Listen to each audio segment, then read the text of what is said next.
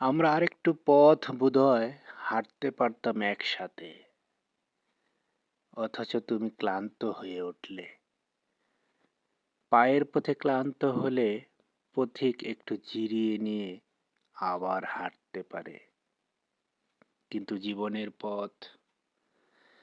জীবনের পথে ক্লান্ত হয়ে থেমে গেলে পথ ক্রমশই গন্তব্য থেকে আবছা হতে হতে ছোট্ট হয়ে আসে।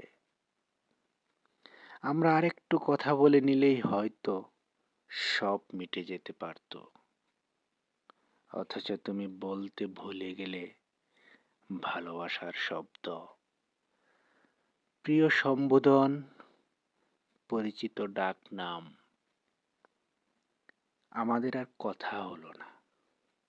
শব্দ থেমে গেলে দুজন মানুষের হৃদয়ের মানচিত্রের সীমানা কাঁটাতারে সৃষ্টি হয়। আমরা শেষবারের মতন দুজন দুজনের কপালে চুমু খেয়ে দুদিকে চলে যেতে পারতাম। সম্পর্কটা থাকতো না, শ্রদ্ধাবোধটা তো রয়ে যেত।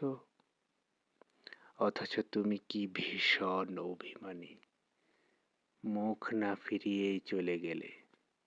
ফিরে তাকালেই হয়তো দেখা যেত দুজোড়া চোখ কি অদ্ভুত রকমের আগ্রহ নিয়ে ফিরে আসবার অপেক্ষায় চেয়ে আছে।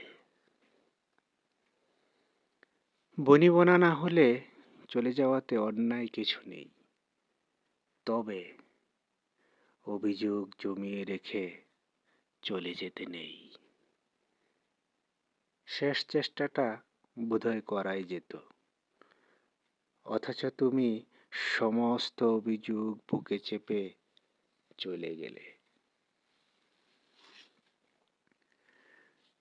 অনেক সময় জমানো প্রেমের চেয়ে কখনো কখনো বোধহয় ক্ষণিক সময়ের অভিযোগগুলো ভারী হয়ে ওঠে।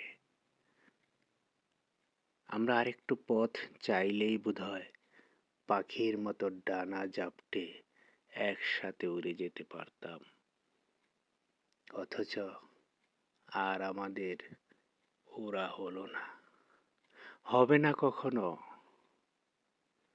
অভিমানে ঘর ভেঙে উড়ে যাওয়া পাখি আর কখনোই তার পুরনো ঘরে ফেরে না।